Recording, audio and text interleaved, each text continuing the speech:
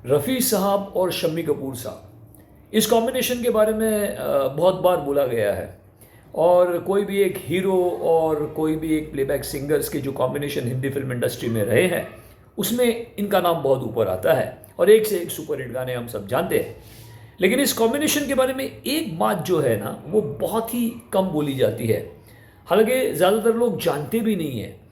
और ये वो एक बात है जो ये दर्शाती है कि ये कॉम्बिनेशन किस हद तक सुपर हिट था।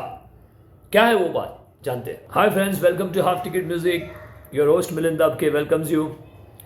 आज हम बात कर रहे हैं रफ़ी साहब और शम्मी कपूर साहब, इस कॉम्बिनेशन के बारे में। इस कॉम्बिनेशन ने लगभग 45 फिल्में, 180 के ऊपर गाने, जिसमें से 100-125 गाने सुपर हिट गाने थे। और जो एक हिंदी फिल्म इंडस्ट्री में, हिंदी फिल्म म्यूज़िक में एक हीरो और प्लेबैक सिंगर, ये जो पेयरिंग रही है, इसमें इनका मकाम बहुत ही ऊपर है। ये कॉम्बिनेशन लगभग चालू होती है 1953 से। तो शम्मी कपूर साहब की पहली दो फिल्में थी, ठोकर और रेल का डिब्बा। उसके बाद में उनकी जो तीसरी फिल्म आई थी, लैला मजनू, उसमें सबसे पहली बार रफ़ी साहब ने उनके लिए गाना गाया।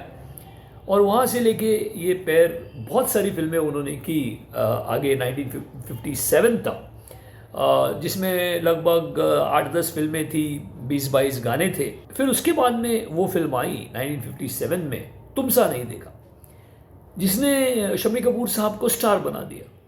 और उस फिल्म के बाद में लगभग ये कॉम्बिनेशन जम सा गया। लेकिन यहाँ पे हम जिक्र करना चाहते हैं उस कॉम्बिनेशन की उस खास बात के बारे में।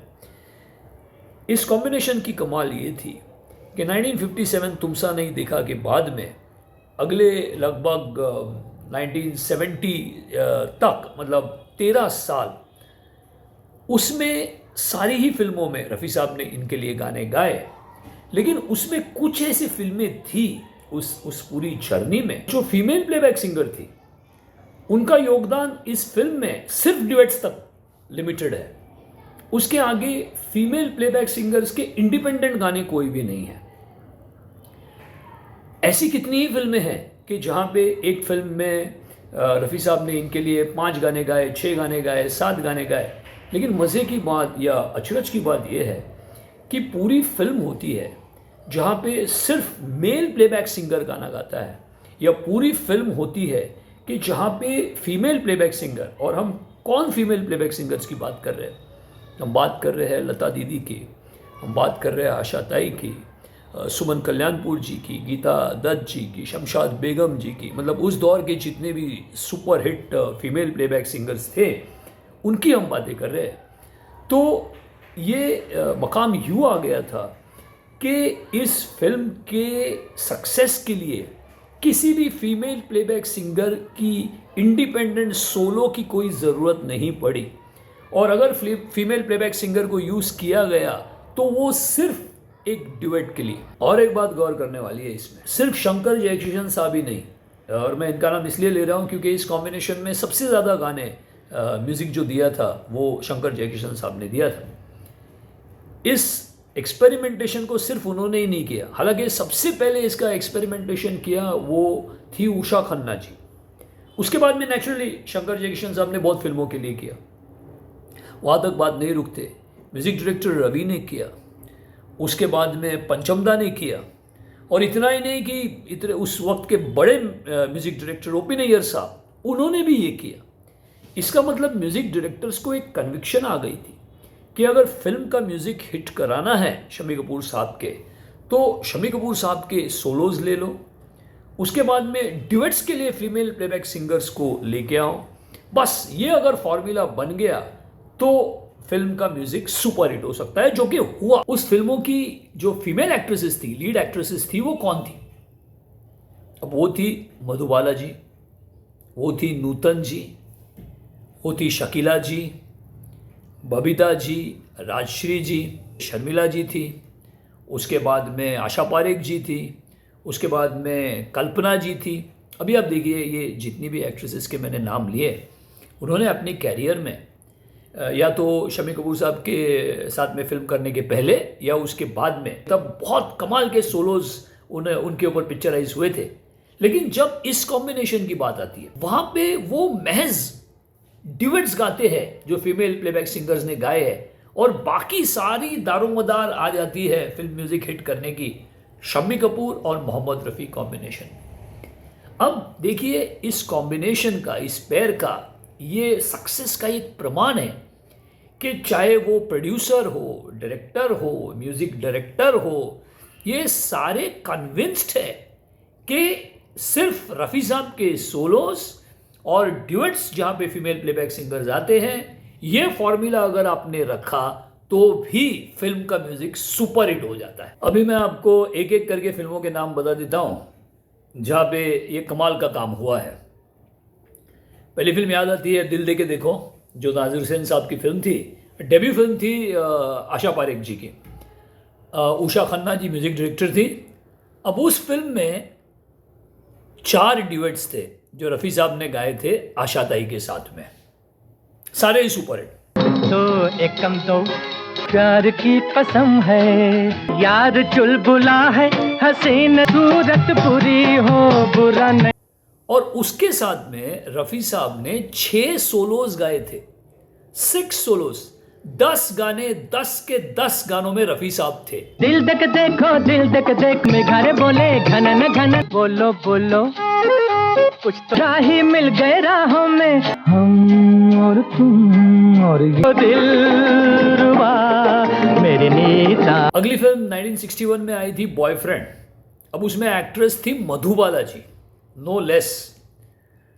उस फिल्म में रफ़ी साहब के 5 गाने थे, उसमें से एक ही ड्यूएट रफ़ी साहब ने गाया था आरती मुखर्जी के साथ में, आएगा ये क्या हो गया, और बाकी के 4 सोलोस मुझे अपना यार बना लो, सलाम आपकी धीरे चल ऐ भीगी हवा के, क्यों जी मुझे पहचाना। अगली फिल्म चाइना टाउन।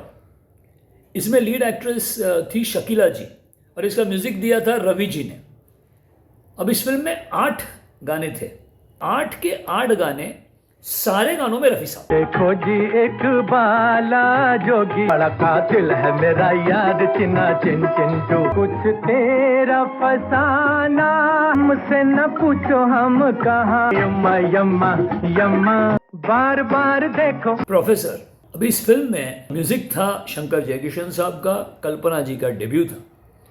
इस फिल्म में 4 गाने रफ़ी साहब ने गाए थे, 2 सोलोज गाए थे और 2 ड्यूएट्स लता दीदी के साथ में गाए हुए थे। एक गाना था जो मन्ना डे जी ने गाया था, वो सिर्फ इसके लिए गाया था क्योंकि उस फिल्म में शम्मी कपूर साहब का एक ओल्डर कैरेक्टर दिखाया हुआ है, जो वो बेसिकली भेस बदल के ओल्डर कैरेक्टर में आते हैं। तो उस ओल्डर कैरेक्टर को सूट करने के लिए मन्ना डे साहब की आवाज़ यूज़ की गई, लेकिन बाकी जो यंग शम्मी कपूर दिखाए हुए हैं उनके सारे के सारे गाने रफ़ी साहब के 2 सोलोज और 2 ड्यूएट्स। सजदे में हुस्न के गुल बदन, खुली पलक में झूठा आवाज दे के। 1964 में आए कश्मीर की कली, शर्मिला जी का डेब्यू और म्यूजिक डायरेक्टर ओपी नैयर साहब, जिसमें 7 गाने थे, सारे ही सुपर हिट। और इस 7 गानों में 3 ड्यूएट्स थे जो रफ़ी साहब ने आशा ताई के साथ में गाए हुए थे। हाय रे हाय ये मेरे हाथ में, निगाहों में ये देख के दिल झूमा, और 4 सोलोस इंडिपेंडेंटली रफ़ी साहब ने गाए थे। तारीफ करूं सुभान अल्लाह है, किसी न किसी से कभी न दुनिया उसी। 1966 में आई वो क्लासिक तीसरी मंजिल, विजय आनंद साहब का डायरेक्शन, नाज़िर हुसैन साहब प्रोड्यूसर और पंचम दा एज ए म्यूज़िक डायरेक्टर। हालांकि उनकी कैरियर की ये बहुत बड़ी सक्सेस तीसरी मंजिल। अब इस फिल्म में भी देखिएगा आप 4 ड्यूएट्स जो रफ़ी साहब और आशा ताई ने गाए, सारे ही सुपर हिट ड्यूएट्स, और 2 सोलोस जो रफ़ी साहब ने गाए। 6 गाने, 6 गानों में, सारे गानों में रफ़ी साहब का प्लेबैक सिंगिंग, 4 ड्यूएट्स, 2 सोलोस। ओ हसीना जुल्फों वाला जा जा, ओ फिर हमसे न उलझना, देखिए साहिबो दीवाना मुझसा नहीं, तुमने मुझे देखा। अगले ईयर में 1967 में I an evening in Paris. इस फिल्म में देखिए आप कि शर्मिला टैगोर जी का डबल रोल था, एक कैबरे डांसर दिखाई है और एक फिल्म की मेन हीरोइन एक्ट्रेस है। अब जो कैबरे डांसर दिखाई है उनके ऊपर 2 गाने बेशक थे फीमेल प्लेबैक सिंगिंग के, जो एक आशाताई ने गाया था और एक शारदा जी ने गाया था, लेकिन वो दोनों ही गाने हमें शायद याद भी नहीं है आज। लेकिन जो मेन लीड एक्ट्रेस थी उनके ऊपर सिर्फ एक ड्यूएट था और उसके बाद में 6 सोलोस रफ़ी साहब ने गाए हुए थे शम्मी कपूर साहब के लिए, सारे सुपर हिट सोलोस। मतलब मेन जो पेयर है उनके ऊपर 7 गाने, 7 में रफ़ी साहब की आवाज़, 6 Saulos, 1 duet. An evening in Paris, आसमान से आया फरिश्ता दीवाने का, अकेली कहाँ मेरा दिल है तेरा, होगा तुमसे कल भी सामना, देख कर सामने। फिल्म ब्रह्मचारी।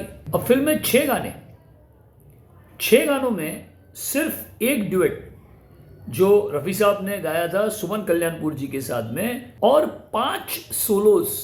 6 गाने सारे रफ़ी साहब के, 5 सोलोस, 1 ड्यूएट। आजकल तेरे मेरे प्यार के चर्चे, दिल के झरोके में तुझको चक्के में चक्का, चक्के पे मैं गाऊं तुम सो मोहब्बत के खुदा, मैं गाऊं तुम सो। लाट साहब, इसमें नूतन जी थी। अब उस फिल्म में भी सेम 5 गाने, 5 गानों में से सिर्फ 2 ड्यूएट्स जो आशाताई के साथ में गाए हुए हैं रफ़ी साहब ने, और 3 सोलोस। 5 गाने, 3 सोलोस, 2 ड्यूएट। सवेरे वाली गाड़ी से जान मेरा दिल किसे ढूंढ, दिल ले गई ले गई ले गई, और रब्बा खैर ऐ चांद जरा छुप। 1969 में फिल्म आई थी तुमसे अच्छा कौन है। अब उसमें 7 गाने थे। उन 7 गानों में महज एक ही गाना लता दीदी ने गाया हुआ था और बाकी के 6 गाने, जिसमें 2 ड्यूएट थे और 4 सोलोस रफ़ी साहब ने गाए हुए थे। 6 गाने, 7 में से 6 गानों में रफ़ी साहब थे। गंगा मेरी माँ का नाम, इसको प्यार करूं, जन्म जन्म का साथ है, प्यार का लेकर उड़न कटो, खुशबू तेरे बदन सी।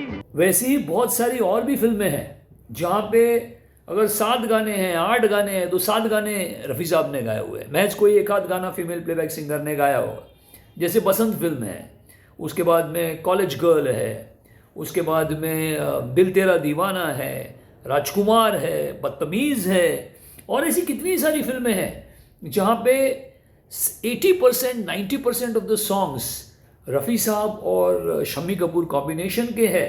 और जैसे मैंने कहा, कई जगह पे तो फीमेल प्लेबैक सिंगर सिर्फ ड्यूएट में है, या तो है ही नहीं, या तो फिर एक आध गाना उन्होंने गाया हुआ है। तो ये जो कमाल है इस कॉम्बिनेशन का, ये बहुत ही कम जोड़ियों में, बहुत ही कम कॉम्बिनेशंस में ये पाया गया है। ऐसे ही कमाल के बारे में हम अपने अगले एपिसोड्स में भी बात करेंगे, लेकिन ये दावे के साथ कहना पड़ेगा कि रफ़ी साहब और शम्मी कपूर का ये जो कमाल है, इसमें सिर्फ क्वांटिटी नहीं बल्कि क्वालिटी ऑफ सॉन्ग भी इतनी सुपर हिट है कि आप देखिए, ये जितने भी फिल्मों के मैंने नाम लिए, उस सारे फिल्मों के आप गाने देखिए, और एक नहीं, सारे के सारे गाने हिट। उसमें देखिए, एक इंट्रोडक्टरी सॉन्ग होता है, एक आध कॉमेडी सॉन्ग होता है, 2-3 खूबसूरत ड्यूएट होते हैं, ड्यूएट में भी रोमांटिक ड्यूएट होते हैं, फिर बिरह गीत हो जाते हैं, फिर रफ़ी साहब के सोलो ट्रेजेडी सॉन्ग्स हो जाते हैं। मतलब कोई ऐसा फ्लेवर नहीं है गानों में जो ये कॉम्बिनेशन ने कवर नहीं किया है। इसमें आप वेस्टर्न स्टाइल के गाने आपको दिखाई देंगे, आपको इंडियन फोक म्यूज़िक दिखाई देगा, इसमें क्लासिकल म्यूज़िक दिखाई देगा। मतलब जैसे हम कहते हैं कि म्यूज़िक का हर अंग इस कॉम्बिनेशन ने छुआ हुआ है। ये एक विनिंग केमिस्ट्री है। तो बस यही एक बात थी जो मुझे लगा कि इस कॉम्बिनेशन के बारे में बताई जाए कि ये कॉम्बिनेशन हम जानते हैं कि कमाल का कॉम्बिनेशन है, लेकिन ये विनिंग कॉम्बिनेशन है तो किस कदर का विनिंग कॉम्बिनेशन है, बस ये बताने की चेष्टा है। तो गाइज़, अगर ऐसे ही आपको पसंद आते हैं वीडियोस तो ऐसे वीडियोस को ज़रूर शेयर कीजिएगा, लाइक कीजिएगा, चैनल को भी सब्सक्राइब कीजिएगा और आपके कमेंट्स देते रहिएगा। जैसे मैंने कहा, ये कमेंट्स बहुत ही इम्पॉर्टेंट है और मैं पर्सनली कोशिश करता हूँ कि जितने भी कमेंट्स आते हैं उन सबको जवाब दूँ। कहीं कहीं भी ऐसा भी होता है कि शायद कोई एक आध चीज़ हमसे रह जाती है। ऐसा ज़रूरी नहीं कि हम जो बात करते हैं वो पूरी 100% सही होनी चाहिए। कोई 90% होगी, कोई 95% होगी, लेकिन आपके कमेंट से वो 100% हो जाती है। So thank you very much and this is your host Milind आपके signing off. Take care of yourself.